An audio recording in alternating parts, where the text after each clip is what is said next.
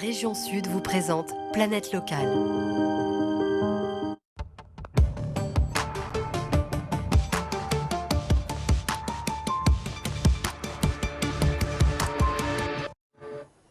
Bienvenue dans Planète Locale, votre rendez-vous environnement, comme chaque lundi. Cette question aujourd'hui épineuse, comment sauver les abeilles des Alpes-Maritimes? Elles sont indispensables à la biodiversité et elles produisent aussi miel et gelée royale et on leur trouve aussi plein d'applications. Bonsoir Jean-Louis Lothar, apiculteur vous êtes apiculteur au Tignet?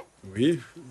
Et pour nous accompagner également, Guillaume Vilm, bonsoir. Bonsoir. Alors vous êtes fondateur de l'Abeille qui emballe. C'est une entreprise qui fabrique des emballages qui utilisent de la cire d'abeille, j'ai tout juste. Exactement, pour remplacer le cellophane et l'aluminium. Alors on va détailler tout ça dans un instant. Et Clément Avargues, Bonsoir. Denise Presse, bonsoir Clément. Alors tout d'abord, on connaît évidemment voilà, le miel des abeilles et ses bienfaits. On connaît moins certains produits. Alors, c'est vrai que ça fait quelques années maintenant qu'on voit apparaître ces emballages un peu particuliers. Alors d'abord, techniquement, qu'est-ce que c'est? Qu'est-ce qu'on utilise pour les produire? Alors, donc la base, c'est du tissu 100% coton, certifié écologique, que je vais enduire de cire d'abeille d'opercule non traitée qui vient de Jean-Louis Lothar, de résine de pin bio française et d'huile de jojoba bio. Et donc, ça donne un emballage qui est réutilisable pendant 2 à 3 ans, qui a des qualités antiseptiques, antifongiques aussi grâce à la résine de pin bio, et qu'on va pouvoir utiliser pour avoir une cuisine zéro déchet et éviter d'utiliser du plastique qu'on va utiliser seulement une fois. Donc l'idée c'est de remplacer durablement, et ce avec de la cire d'abeille locale qui vient de Jean-Louis Lothar. Alors justement, cette cire d'abeille, d'où vient-elle? Elle vient de chez vous. D'abord, qu'est-ce que c'est que la cire d'abeille? Parce qu'il y a le miel, effectivement, dans la ruche, mais la cire d'abeille, qu'est-ce que c'est exactement? En fait, pour produire de la cire, il faut d'abord produire du miel. C'est la base essentielle. Mon métier, c'est de produire du miel, mais en parallèle, donc forcément, quand on extrait le miel, ce qui consiste à séparer le miel de la cire, on désopercule, on décante, et toutes les particules de cire que l'on récupère, on les essore pour récupérer le dernier miel qu'on peut récupérer dedans. Ensuite, on les fait fondre au soleil. Donc là aussi, on est quand même dans une démarche qu'on essaye propre le plus possible. Et ça donne des pains de cire. Donc là, vous en avez un. Là, j'en ai un tout montrez-nous, petit, c'est voilà, un ça, exemple. c'est un Enfin, en pain de général, cire. ce sont des pains qui font 10 kilos, hein, donc c'est beaucoup plus gros. Ça, c'est juste un exemplaire.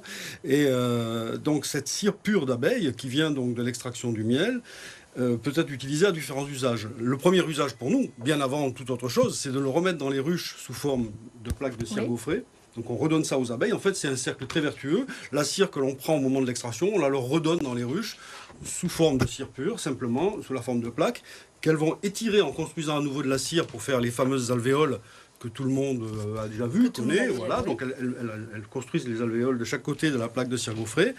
Et là-dedans, à nouveau, elles vont pouvoir remettre soit du miel, soit elles pondent. Enfin voilà, toute la vie de la ruche se passe de toute façon dans ces fameuses alvéoles de cire pure, comme le disait tout à l'heure Guillaume. Et comment Et- s'est passée votre collaboration là? Un jour, Guillaume Vilm est venu vous voir en vous disant voilà, j'ai besoin de Oui. cire d'abeille pour faire des emballages. Absolument, oui, absolument. J'ai été découvert son projet que je ne connaissais pas. Je ne savais pas qu'on. Enfin, c'est un projet de toute façon qui vient d'Australie, je crois. C'est ça, oui, c'est ça. Et ça a commencé à prendre un peu en France pour remplacer le cellophane, pour remplacer les emballages. Donc, j'ai trouvé ça intéressant. Alors, il faut dire qu'on en ait suffisamment. C'est-à-dire que nous, évidemment, la première chose, c'est de remettre la cire dans les ruches. Donc, c'est ce qu'on a en plus. Alors, c'est pas un déchet, Ah, c'est c'est le exactement surplus. la même cire, mais c'est ce on arrive à produire éventuellement en plus les années où c'est possible d'en faire. Il faut quand même savoir quelque chose, c'est que les abeilles fabriquent la cire avec le corps, avec des glandes cirières, en mangeant du miel. Et ce que les gens ne savent pas, c'est que pour produire 1 kg de cire, elles mangent 5 à 7 kg de miel. C'est énorme. Ah oui. Donc c'est une consommation absolument énorme pour ces abeilles qui ont à peu près 2 semaines. Hein. Elles ont environ, à partir de 12 jours, l'abeille est capable de produire de la cire. Et ça, c'est vraiment une production organique. Alors que le miel, pas du tout. Le miel est une production. Donc c'est précieux la cire d'abeille. C'est précieux, c'est beaucoup moins, évidemment, on en a beaucoup moins que le miel, ça c'est clair, hein, c'est une petite quantité, mais ça suffit dans certains cas pour travailler justement avec de l'artisanat de qualité comme ça. C'est très différent du miel. Le miel, les abeilles le récoltent dans les fleurs. Enfin, elles récoltent la matière première qui est le nectar ou la sève élaborée des arbres. Hein, donc elles transforment ça en miel définitivement, mais elles le transforment à partir d'une matière qui est 100% végétale. Hein, c'est avant tout une récolte. Alors que la cire, en mangeant le miel, elles la fabriquent avec leur corps. Voilà, c'est deux choses un petit peu différentes quand même. Peut-être que vous avez vu que la situation est assez compliquée en Corse à cause de la sécheresse j'ai vu pour ça. les apiculteurs. Dans les Alpes-Maritimes, comment ça se passe? Alors en fait, les Corses ont choisi de communiquer là-dessus. Nous, on l'a pas fait, mais on est dans la même Un situation. désastre, ils ont dit. On est dans la même situation. C'est-à-dire vraiment, eux, ils ont choisi de faire une conférence de presse pour dire les choses comme elles sont, pour dire, écoutez, on est dans la difficulté, il n'y a pas de miel, rien ne se passe depuis le début de la saison. Et nous, normalement, la saison commence pour nous sur la côte, là, ici, à partir de février, on va dire, voilà, ça commence normalement une saison classique, quoi. On a quasiment rien fait depuis le début parce que tout simplement il a fait très froid et surtout il fait très sec. Donc les deux conjugués, des températures basses, surtout la nuit. Ce matin il faisait encore, en Pays de Grâce, il faisait encore 3 degrés à 6 heures du matin, quoi. Donc c'est quand même frais. Hein. Et l'année dernière aussi c'était compliqué. Alors l'année dernière, non, ça a bien marché au début. Ça s'est arrêté net le 7 avril quand il a gelé, ce fameux gel dont tout le monde a parlé, qui a gelé les fruitiers, on a vu les vignes, les viticulteurs qui essayaient de faire des feux dans les vignes pour sauver ça, mais ils ne sont pas vraiment arrivés. Et nous on est très dépendants de ça parce qu'en fait encore cette année ça a gelé. À 3 jours près à la même date, donc là c'était plus le 7 avril, c'était le 3 avril, le dimanche qui a précédé, là. Ça a gelé 2 nuits de suite, à des températures un petit peu moins froides, mais quand même des moins 5, moins 6, à certains endroits où ça a gelé les acacias par exemple. Donc une fleur qui est gelée, c'est terminé. Hein, là il faut se dire qu'il n'y a pas pour l'année, c'est fini.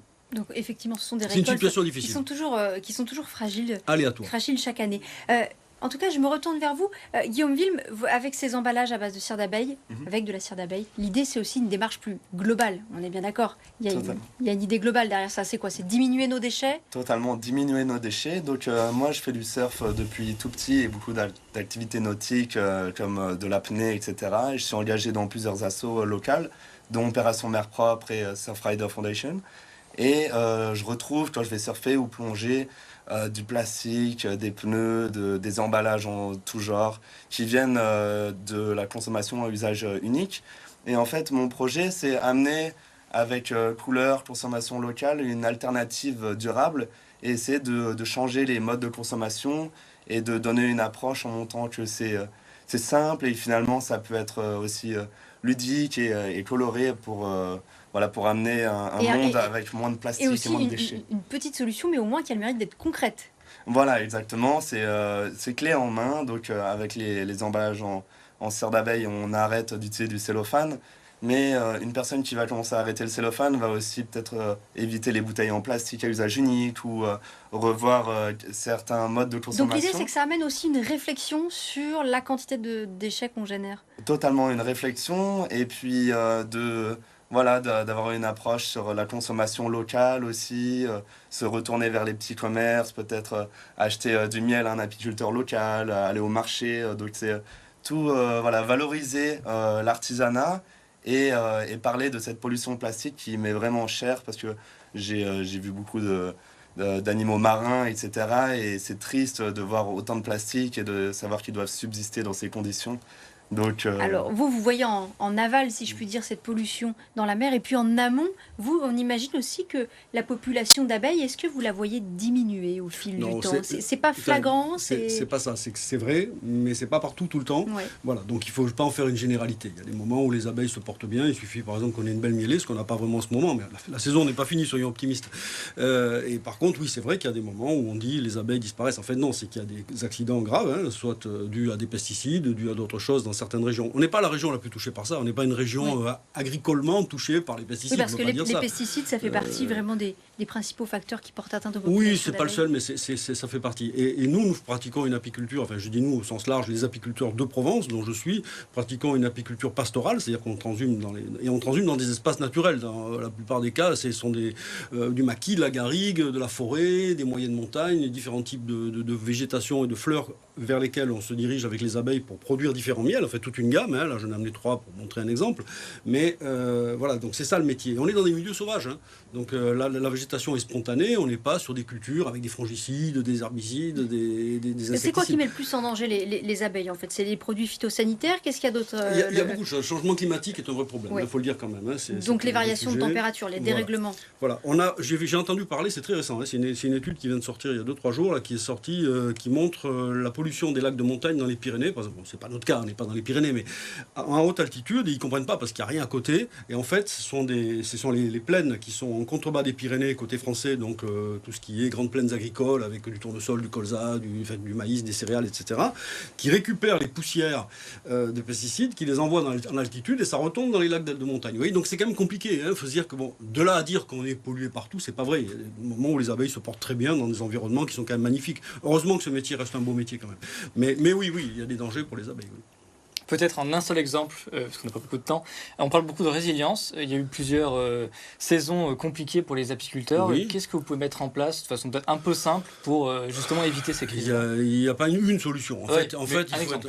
Un exemple, c'est justement être attentif à là où on pourra transhumer de manière efficace dans des conditions qui leur sont favorables. C'est toujours pareil, il faut que l'abeille soit bien. Si elle est bien dans un environnement fleuri avec du pollen, du nectar, tout ce qu'il faut pour manger sain, vous aurez des belles ruches, donc vous aurez du miel. Donc voilà. Donc c'est ça en fait, c'est notre travail, c'est un métier, c'est vraiment un métier. Merci Jean-Louis Lothar. Juste avant de terminer, je crois que vous vouliez nous dire un tout petit mot rapide, la fête du miel à Mouansartou. Oui, c'est ça alors ce sera quand c'est bientôt, c'est le 1er mai, donc c'est le dimanche 1er mai à Montsartou. On a ce grand rendez-vous de l'apiculture provençale qui est la fête du miel. On y sera avec Guillaume d'ailleurs, où vous pourrez poser toutes les questions que vous voulez, plus longuement peut-être qu'aujourd'hui. Voilà. Merci beaucoup Merci. Jean-Louis Lothar, Voilà. Guillaume Vilm d'avoir été nos invités. Merci à toi beaucoup. Clément et à la semaine prochaine. Et quant à moi, demain, dans Azure Business, je vous donne rendez-vous. Nous recevrons le fondateur d'une start-up qui développe des lunettes connectées intelligentes. Rien que ça, pour gérer au mieux sa santé et sa sécurité.